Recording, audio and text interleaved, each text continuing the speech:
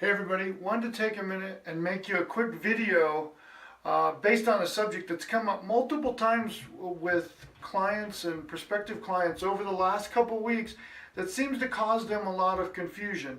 And it really confuses them when it comes to how it relates to marketing and their marketing budget and some customer retention strategies and things like that. So what I want to talk about is what is called the lifetime value of your client, and then a value ladder.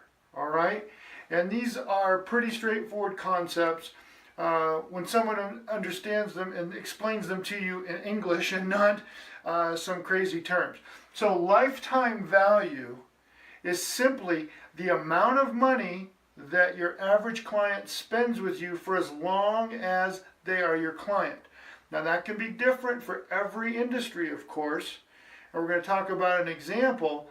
But it's really important for you as a business owner to understand the lifetime value of your client. Now, one of the ways that you can do that is by constructing a value ladder for your business, right? And that will again give you a pretty good indicator of your lifetime value, which then you can take that information and you can determine how much you can actually afford to spend to get a new client, to acquire a new person as a client. All right, so I'm going to use the example of a dentist, right? Because I think everybody's watching this kind of understands the dentist model. We've all been to the dentist, right? So the first thing is, what is the way to look at it is what is the cheapest to the most expensive product. So with a dentist, let's just say the least expensive service is a cleaning, right? Whatever that costs. Let's say it's $50, doesn't matter. Now, as you move up the ladder, products or service become more expensive. So the next most expensive thing might be whitening, right? Maybe that's $100. Right, the next thing, the most expensive thing, let's say, would be a filling. Right, so, and then the next most expensive thing might be a crown.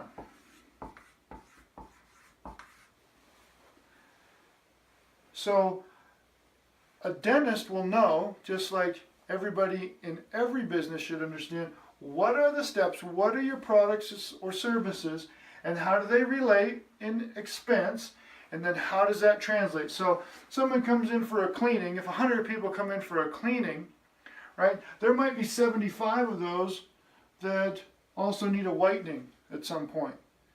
And out of those 75 over the course of, say, the next 12 months, let's say 30% of those need a filling, and maybe that's $200. Right, and then let's say out of that, maybe 10% of what's left, they need a crown over the next 12 to 24 months. We'll just say 12 months. So that, you know, maybe that's $500. I don't know what that costs. So if somebody, you have a certain number of people who spent 50, and another percentage that spent 100, and then 200, and then $500, all you do is you track that and you take an average.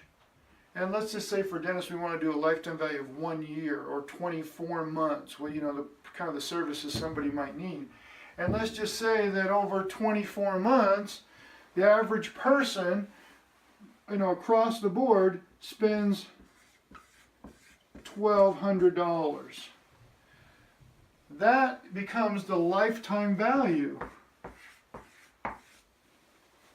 Right? Now, obviously, a lot of us will stay with our dentist a lot longer, and we'll bring our family members in, and we will continue to stay with that person for as long as they give good service and they take good care of our family.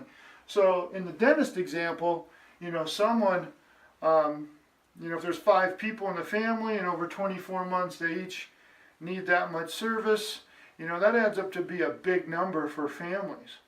Right? And if you stay with the same dentist for 10, 15, 20 years, you get braces and so many other things, that lifetime value can be very high, right? So it's important for you in whatever business you're in to construct a value ladder and then determine to the best of your ability the lifetime value of your clients. If you're a new business, that's harder because you don't have any data. If you're an existing business, you can simply go back through your client records and you can actually construct that number down to a T. Right? Now, why is that important?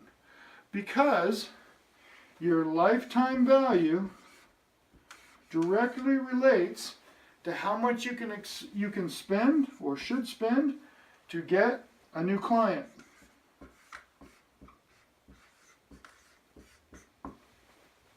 So if the lifetime value of your client was, say, $1,200, would it be worth it to spend $100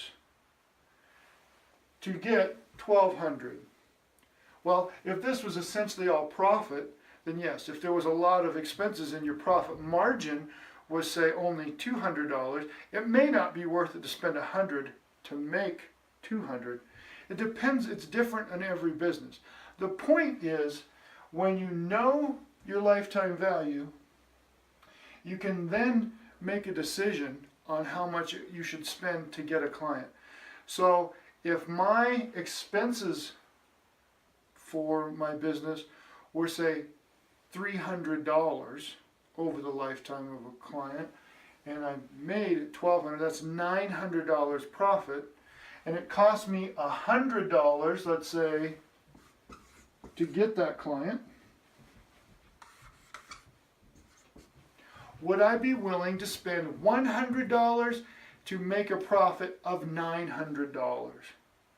Now, to me in this model, I'd do that all day long. I'd be cutting those checks.